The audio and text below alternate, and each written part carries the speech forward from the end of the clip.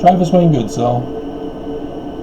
You guys remember back when the video leaked of a father who recorded his conversation with a bishop concerning the bishop's inappropriate conversations in an interview for worthiness with his daughter?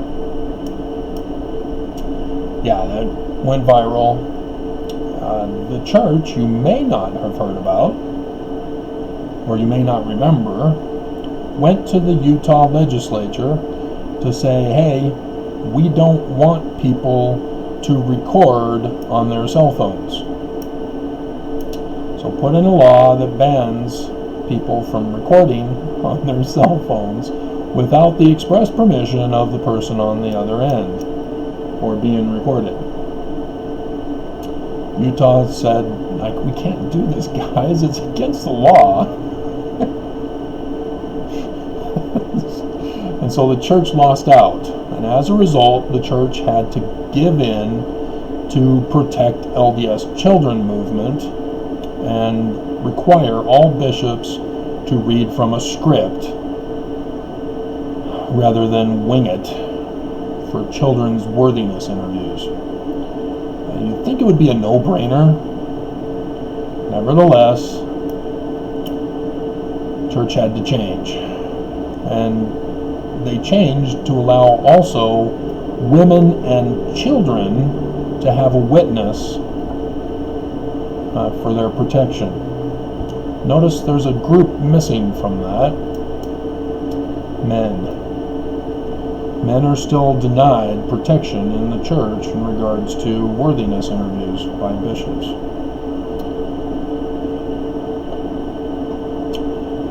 So, we now have a situation with Twitch. I have no idea what it is. I'm an old man, not up on the newfangled technologies. As you can see, I'm using YouTube. Twitch is having a problem with people using music in the background. And the music industries are saying, hey, you're using our songs without our permission to use our songs. YouTube, when it was first developed, was for the people. That's why YouTube. And people were supposed to do home videos of, oh, these are our kids, isn't it great, we're a happy family, blah, blah, blah. And people get to share their lives and stories with the rest of the world. Then YouTube decided, hey, if people get to a certain level of views, we'll give them money. So the music industry said, hey, we like this idea. Let's put our channel on YouTube and we'll play our songs. Music bands and such, we're all putting their songs on YouTube to try to see if they can get money on top of the money for the sale of their CDs. So CDs back in those days, kids. Streaming music was not yet available yet, other than by listening to it online. And so then bots were developed. And these people who came up with bots were now creating YouTube channels, having the bots chalk up the number of views for their videos so that they would cash in on YouTube. YouTube had to figure out how to stop this. So they did away with paying people for views, and then they've got something called a partner program where if you get involved in it, advertisers can select your video to advertise from. And if people click on the advertising, you get a portion of the money as well. I don't think that worked well, because YouTube then went into their own pay-per-view service. You pay a monthly fee, but it's YouTube TV or Premium or whatever they call it. I watched it temporarily, paying the $9 or $10 or whatever to watch Karate Kid, Cobra Kai, that TV series that they exclusively had. I've heard lately that season 3 is going to Netflix, so oh well, that was it. So yeah, if you want to destroy your viewership, that's what they're going to do. But so things have changed as a result. And then the political side of it is a completely different story, and that has to do with the shadow banning that I'm experiencing now, where I didn't have it on my other channel. And an abusive Mormon decided to come on my channel and make notice of that. What you are seeing on the video as the number of views is not accurate. I have to go into my channel, customize, and then view management or whatever the things are that I have to do to see the more accurate number. YouTube uses an analytical program rather than a count calculator. So when you click on the video, it doesn't automatically generate a view. It goes into an algorithm that is just full of crap. And so, yeah, I already understand this. If you guys don't understand it, you guys are making yourself look bad. But fortunately, I'm saving your ass by holding all comments for my review and picking and choosing which ones to release, which one of you to ban. And again, like I told you, I've had air conditioning problems. I might be able to take down these air units finally, but again, that guy, he just wanted to attack the appearance of my video rather than the content. And so, with Twitch, and with YouTube, and Facebook, and all other social media platforms that I don't utilize,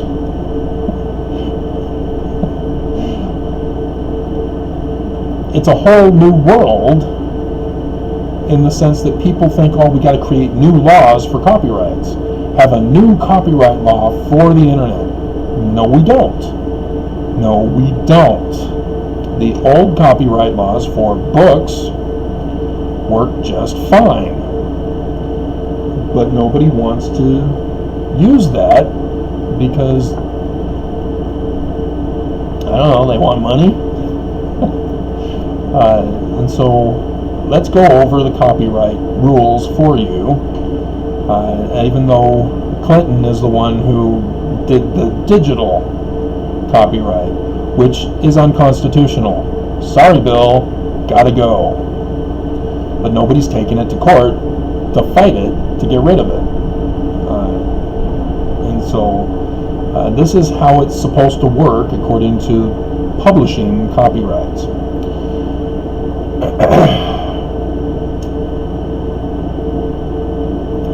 When I purchase a book, it's mine. I can have it, I can mark it up, I'm good to go. I can read it to my kids, not a problem. I purchased it. They don't come down and say, hey, your kids haven't purchased the book. We demand payment for the copy of the book for each of your kids. Yet nonetheless, for videos, they put that FBI warning at the beginning of videos and DVDs saying, we're going to get you if you show your video to your family.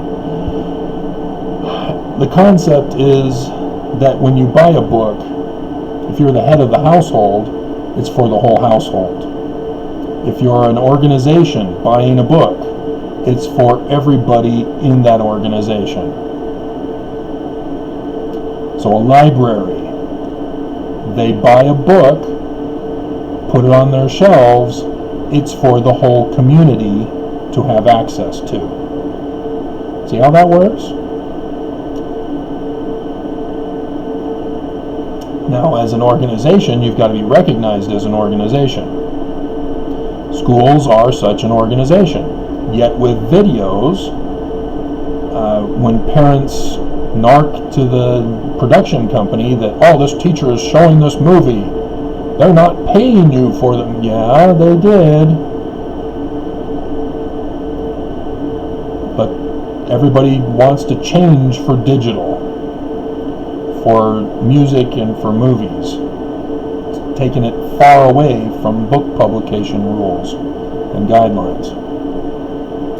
And so what do I do if I'm an author, and I am, and I want to comment, do a commentary of somebody else's work?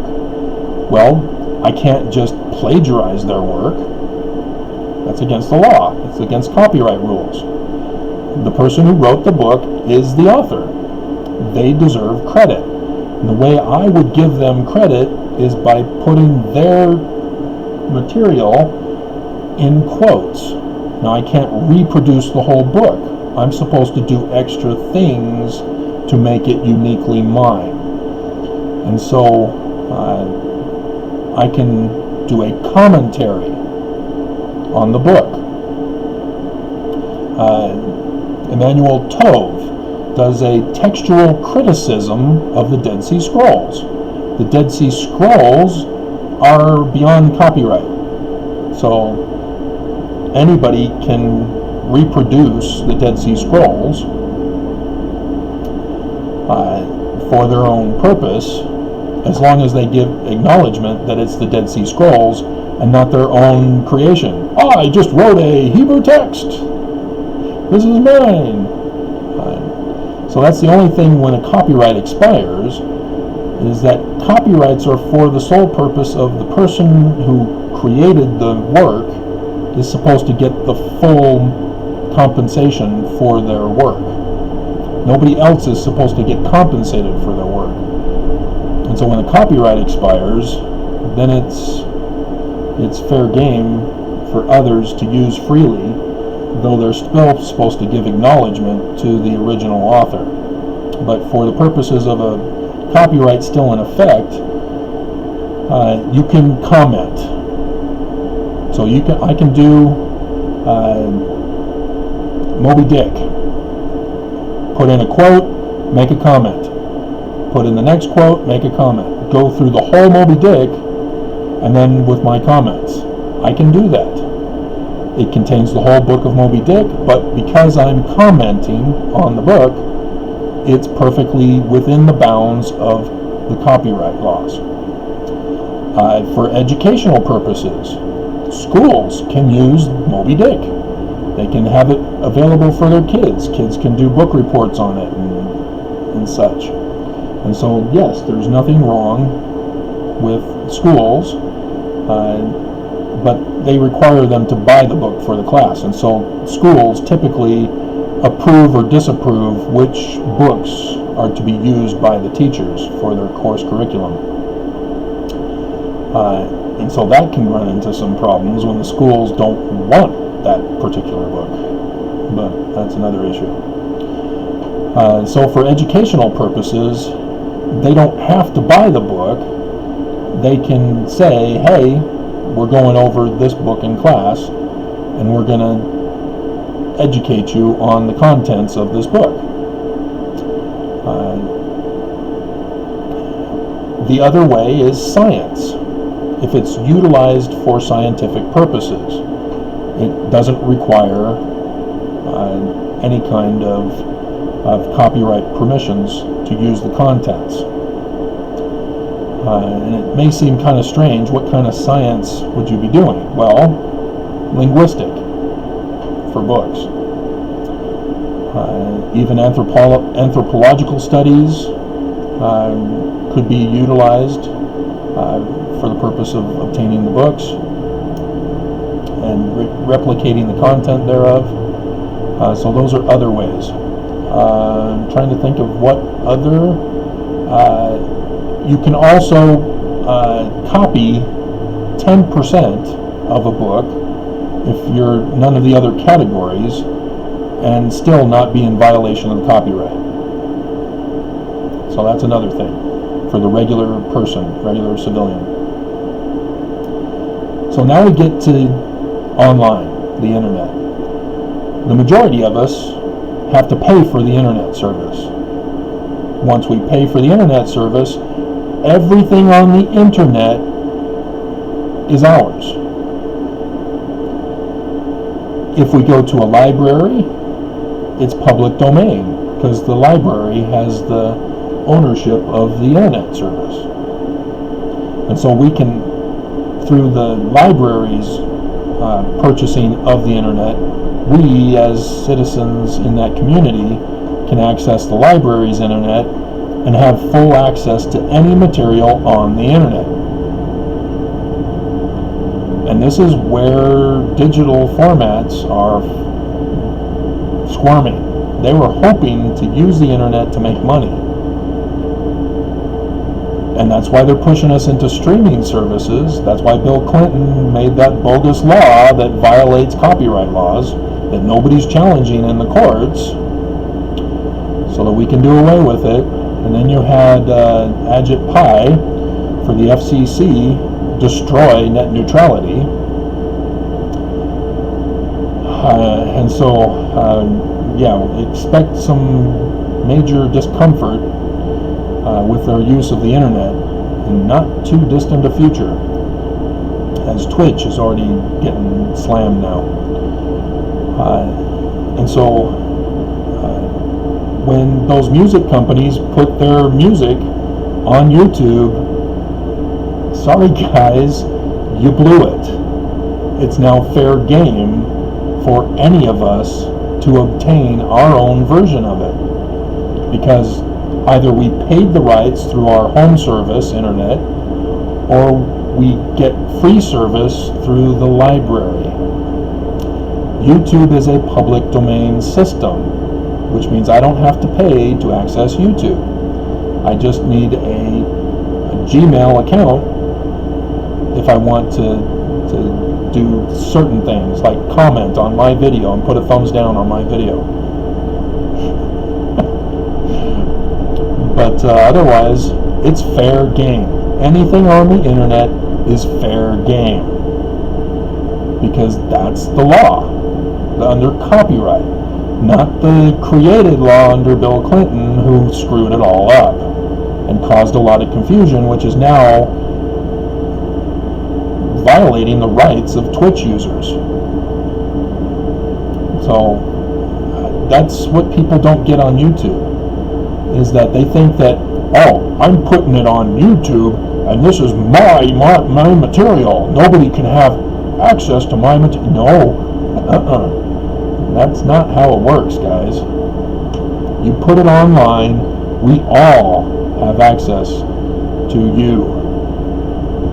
So I have no problem. You guys want to download my movie or my videos? Great, okay.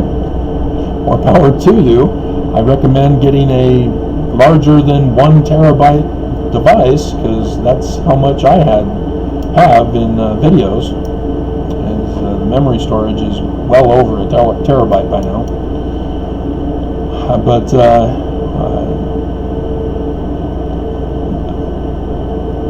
With the channels, Disney Plus, DC Universe, and the TV channels that are doing online services, they need to understand this too.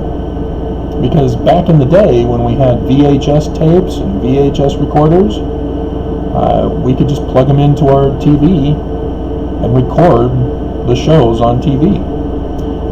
And you'd have to have a huge video collection if you're doing recordings that way. But then the video rental stores were created, and people then were able to watch videos through the recording studio or the rental studios, and then they came up with the idea, hey, let's rent our previously viewed videos, because we need to make money off of them somehow, because we paid for them from the company. But the companies don't like that. They never did like rental services because the rental services were making the money, and they were only getting a small portion of the proceeds from the sale of the original copy. But why they didn't do their own rental company from the beginning just blows my mind. They allowed someone else to come up with the idea and foil their plans for world riches. But same with music. Why are you going through, and before the internet, yeah, I can see it, but now that we have the internet, you can do your own channel. Paramount, Universal, Disney had their own store, by the way. If you remember, you go to certain malls, there would be a Disney store in there. And Disney exclusive products were sold in that store, where they didn't allow them to be sold anywhere else. Then they had an online store that you can get, and now they have Disney Plus. So Disney knew how to do it. Why didn't the other studios do the same thing? Yes, they would have to hire more people. But those people would generate for the company a whole ton of money, and we wouldn't have these rental services anymore. They wouldn't exist. We'd have a Disney rental store. They wouldn't want to do rentals, I bet, but these other store companies, Paramount, Lionsgate, whatever, Universal, could have their own stores. But they chose not to do that. They chose not to go in that direction. And so these are the consequences. They want to change the copyright laws instead. And you just can't do that. So yes, on YouTube, I have fair game to use 10% of somebody's music, somebody's movie clip, and I shouldn't be attacked by YouTube because the studio put in a thing saying if this video is identified in any of the YouTube videos, shut them down. They can't do that. And I tried to do a Sound of Music commentary once, and Sound of Music, the company for Sound of Music, shut me down, but I appealed, and they said, oh, okay, yeah, you're fine. You're not trying to steal our movie. You're trying to do a commentary on it, which is free advertising for the companies. That's what YouTube is not helping companies understand, is that, hey, if people use your clips and song clips, even songs, they're helping promote you guys. It's free advertising for you guys. They just need to stop paying people, and everything will be fine. But, yeah, it's because the music industry downloaded all their music onto YouTube that screwed it all up. If they had stayed off the internet or had their own exclusive site for listening, like Spotify, I guess, is an app or something that has music. Is that still around? But yeah, something like that. Then people would, of necessity, can't put the songs on YouTube because there's already a place for that that is copyright protected for that purpose. And so people would have to pay whatever, if Spotify, if it's still in existence, to access it. Unless, well, Spotify for me was free. I don't know if they've decided to change that or not, if it even exists. But yeah. But for me, I didn't really like Spotify. I only use it to try to find songs that I would then go and buy because I want my own version of the songs. I don't want to rely on an internet service, which, what do I do when the internet goes down? How do I access my music? How do I access movies? If they all go streaming online, How do I access them when the internet goes down? I want my own versions. I want the VHS tapes. I want the 8-track tapes. Yes, millennials, before digital music, the family moved from Michigan after first grade for me to California, and on one of the stops at a gas station was a Sean Cassidy 8-track, and I convinced my parents to buy it for us, and they played it in the station wagon, because our station wagon had an 8-track player, and listened to Sean Cassidy over and over again, or at least once. We listened to it over and over again once we got to our home in California. I was able to bounce on my knees. I struggled to get on my knees now. I was bouncing on my knees as a kid. Can you believe that? That was a new dance move.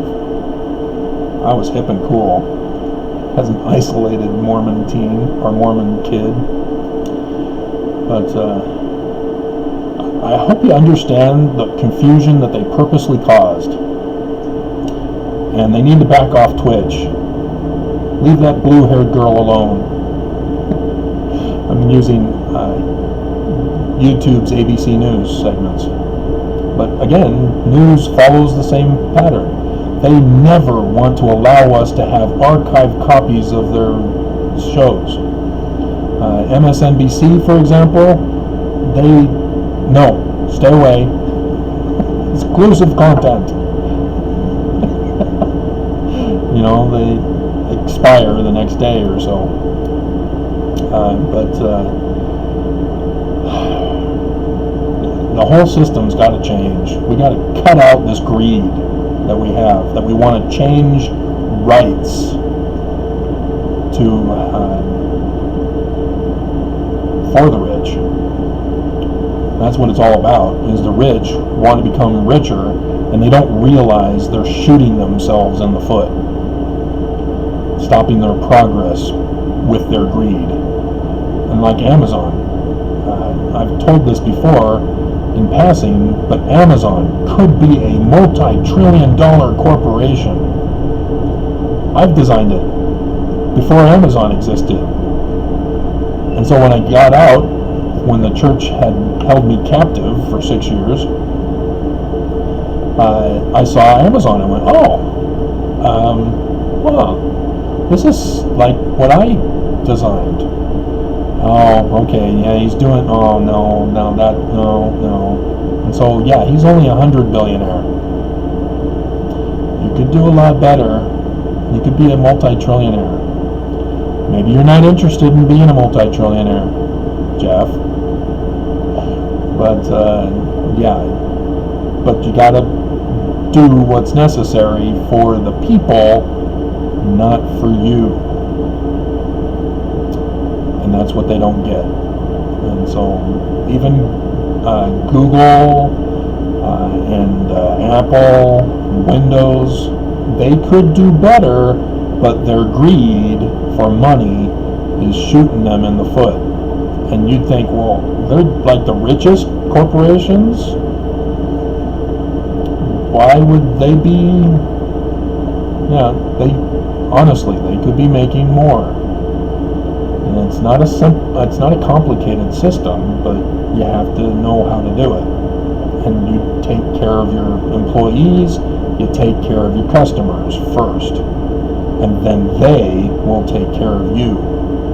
Because if you prosper your employees, prosper your customers, they return it. Say, oh wow, man, I got this awesome thing at Amazon. They spread the word, rather than people getting screwed and saying this sucks, and then fearing that Amazon will become a monopoly and that they'll get left behind when they lose their job under coronavirus, and can't afford to pay for an internet service to access Amazon. See where we're headed?